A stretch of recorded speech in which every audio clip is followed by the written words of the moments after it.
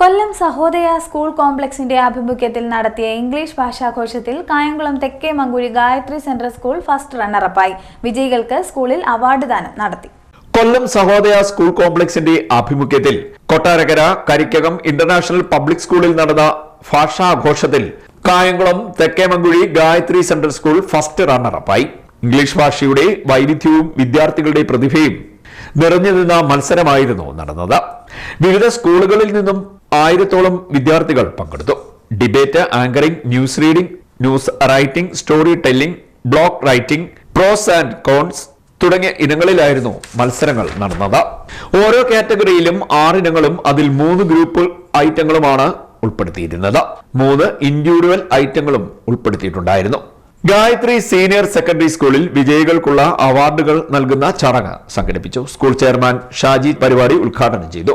പങ്കെടുത്ത 24 സ്കൂളുകളിലെയും കുട്ടികളുമായിട്ട് അവരുടെ പരസ്പര പരിചയത്തിലൂടെ നിങ്ങളുടെ കഴിവിനെ ഡെവലപ്പ് ചെയ്യാൻ പറ്റുമായിരുന്നു. ഇത്തവണ ഒരു ചെറിയ വ്യത്യാസം ഉണ്ടായിരുന്നു. പാർട്ടിസിപ്പേറ്റ് ചെയ്യുന്നവർക്ക് പോലും മറ്റുള്ളവരുടെ മത്സരം കാണാൻ അവസരമില്ലായിരുന്നു. അങ്ങനെയല്ലായിരുന്നോ? നിങ്ങൾ മാത്രമല്ല ഉള്ള മത്സര വേദിയില്ല. അത് അവർക്ക് പറ്റിയ ഒരു പെശകാണ്. ഞാൻ നിങ്ങളെ ഇവിടുന്ന് കൊണ്ടുപോയപ്പോൾ തന്നെ പറഞ്ഞായിരുന്നു, അങ്ങനെ ഒരു പ്രപ്പോസൽ അവിടുന്ന് വരികയും എക്സിക്യൂട്ടീവ് കമ്മിറ്റിയിലും മറ്റുമൊക്കെ ഞാൻ അക്കാര്യം കർശനമായി അങ്ങനെ പാടില്ല എന്ന് പറഞ്ഞെങ്കിലും അവരുടെ ഒരു ഭയമാണ്. നിങ്ങളുടെ രക്ഷകർത്താക്കൾ വീഡിയോ എടുക്കും, അതിനുശേഷം കോൺട്രവേഴ്സി ഉണ്ടാകും എന്നൊക്കെയുള്ള തെറ്റായ ഒരു ധാരണയായിരുന്നു. എന്നാൽ ഇന്നലത്തെ ഒറ്റ ദിവസം കൊണ്ട് തന്നെ അത് മാറ്റി. മലയാളത്തിന് എല്ലാ അധ്യാപകർക്കും പാർട്ടിസിപ്പൻസിനും നിങ്ങളുടെ പരിപാടികൾ കാണാൻ അവസരം കിട്ടും. ഇനി തുടർന്നുള്ള എല്ലാ പരിപാടികൾക്കും നിങ്ങൾക്ക് അവിടെ പോയി അതേ ക്ലാസ്സുകളിൽ ഇരിക്കാം. അതായത് ആ ഏത് മത്സരം നടക്കുന്ന സ്ഥലമാണോ അവിടെ പോയി ഇരിക്കാം, ആ മത്സരം കാണാം.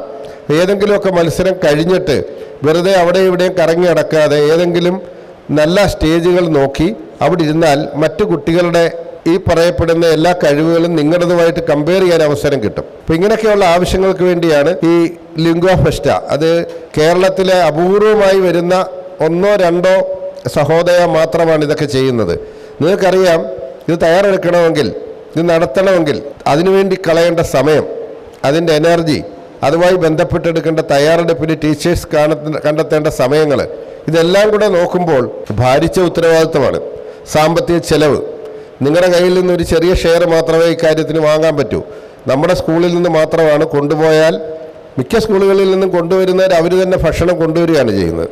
അല്ലെങ്കിൽ ആ സ്കൂളിൽ കിട്ടുന്ന ഭക്ഷണം എന്താണോ അത് മേടിച്ചു കൊടുക്കുക ചെയ്യുന്നത്. നമ്മൾ പരമാവധി ഏറ്റവും നല്ല ഭക്ഷണം കിട്ടാവുന്ന സ്ഥലത്ത് നിന്ന് നിങ്ങളുടെ വെന്യൂവിൽ എത്തിത്തരിക എന്നുള്ള രീതിയിലാണ് കാര്യങ്ങൾ അറേഞ്ച് ചെയ്യുന്നത്.